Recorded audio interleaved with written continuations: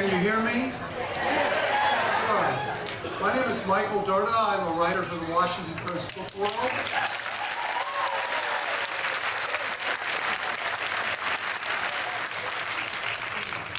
I've reviewed Terry Pratchett off and on over the years and have had a chance to meet him from time to time. It's always a great pleasure, as it is to be here today, which almost didn't happen. If any of you have been traveling on the Red Line this morning, you know what I'm talking about. My job here is to introduce Terry Pratchett to you, but I'm going to ask a question. How many people here need an introduction to Terry Pratchett? How do you think anyone would? Basically, we have here one of the world's best writers, funniest writers, a writer I once actually compared to Chaucer, and I haven't taken that back. So without further ado, I want to introduce Terry Pratchett.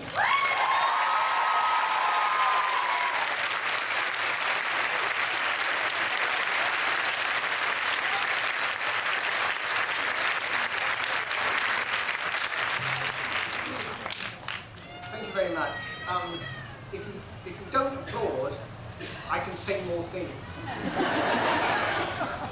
So I went to the doctor's and I had this scan, and he said,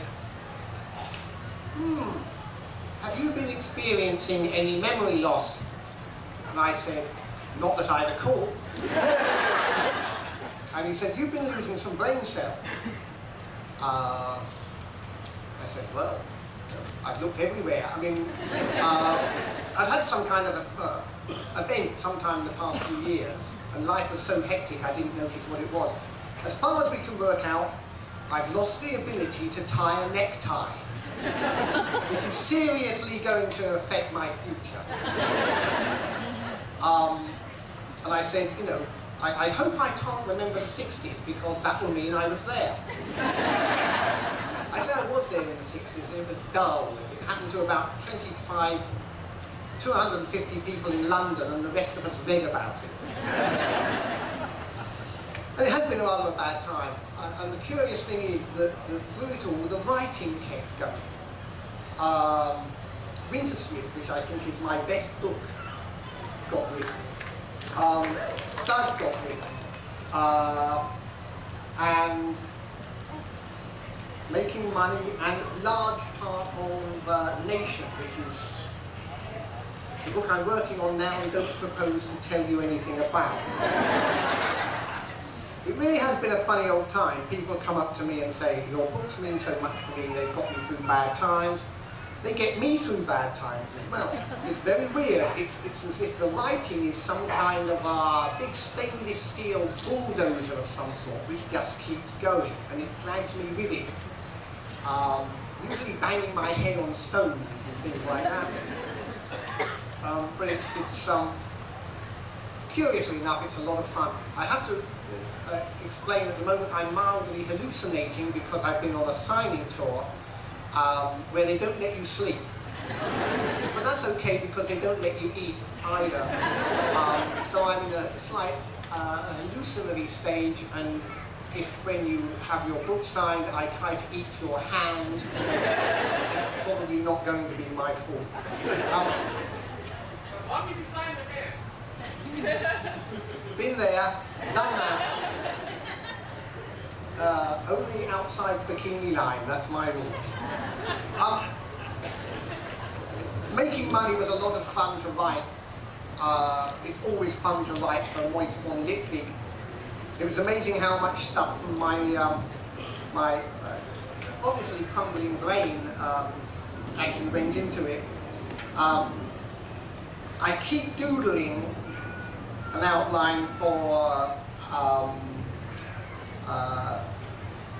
Raising Taxes, I think, which will be the third one in the Moist von Lipwig series. But I think I ought to write something else first, because people say, we want another guards one. People say, we want another witches one. People say, we want another Rincewind one.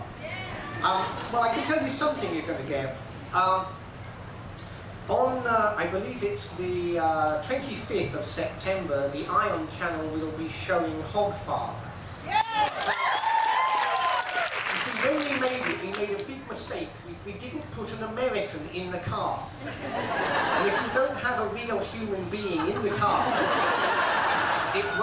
it's like the name American. It's like all the other names of primitive societies around the world. It means true human beings.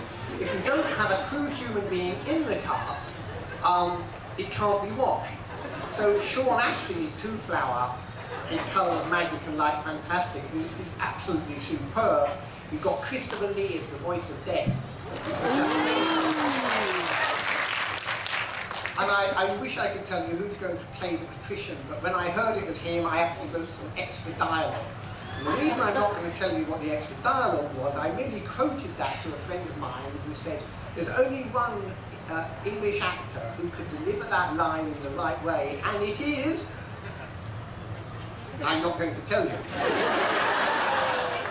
And we've had great fun in the shooting, and I thought, I loved the movie of Hogfather. What I really liked about it was the car chase. There wasn't one. That was a great thing, because if you're not careful, they will put a car chase in. It was true to the book, it was true to the soul of the book, it had a £5 million budget, they made it look like £10 million, they needed £20 million. They got a bigger budget for this one. I've seen some of the footage, I've seen the lovely piece where Death and Two-Flower escape from, where Two-Flower and Rincewind escape from Death's wonderful Tudor mansion. And as they're running across the lawn, around the corner at full gallop comes Death on Dinky. And this is not CGI, this is a big horse with a big man. And I was standing behind the camera and didn't know what to expect. And that was pretty cool stuff. And I've seen lots of other things, yeah, I think it's likely because Sean Astin is a true human being that you guys might get to see. People always say, what's next in the pipeline? And I have to say, guys, there is no pipeline, there's just my head. I am planning I Shall Wear Midnight, which is the 4th book in the Tiffany Aiken series. By which time, I think she will have to graduate to the adult books. And I shall have to find some other children's themes to work on, because I like working on the children's books. Adult books give you money, children's books give you prestige. The first one I wrote got the Carnegie Medal, and the thing about the Carnegie Medal is they tell you about it for some while before they actually announce it. And so you're going around and you're saying, I'd like a loaf of bread, please, but I want a Carnegie! Except that bit you don't say. Oh, it's a nice day, I want the Carnegie Medal. And they're never going to give me another one because I ate the one they gave me. No, it's true. They give you the medal twice. Once when you win it, and then you're allowed to take it away and sort of drool over it for a month.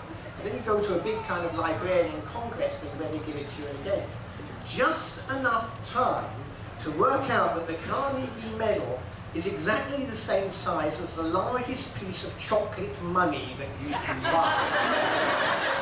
And it was the work of a moment to put the chocolate money in the Carnegie Medal box, which I gave to the chairman of the organisation, who presented it to me, and I said, this is to a room full of librarians. I said, I love this medal, this is a great medal, this is the best medal anyone could ever get, and you know why? You can eat it.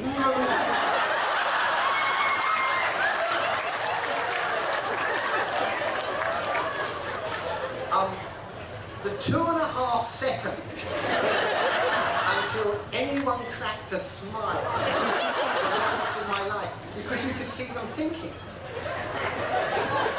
Was it chocolate? Has it been chocolate all along? And these were librarians. Chocolate had slipped through their hands. And then, you know, then I pulled the real one out of my pocket, you know. But, you know, I probably got, you know, medal eater written next to my name. So I'll get another one.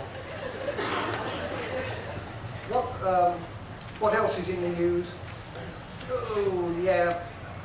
I think I'm signed up for 2 more adult books. You know what? I haven't the faintest idea what they're going to be about. That's what makes it so much fun. With Nation, I started off with an image, and it was a boy standing all by himself on a beach, in the rain, looking out to sea. And it's suddenly become a big book, but that image is still at the forefront. With Wintersmith, all I had was a title. I sold it to the editors on the basis of the title. But it was such a good title, I kind of built the whole book underneath the title. What I'm trying to say to you in a kind of vague way is that I feel nervous at in an organisation like this, which has real writers who plan things out on envelopes and cards, because I just sit there until my eyeballs bleed. Because there's a thing called emergent behaviour, and I've really become a fan of this. Get things right, get the characters right, get the initial ideas right, and the thing starts to run. And your job is to keep it moving in the right direction.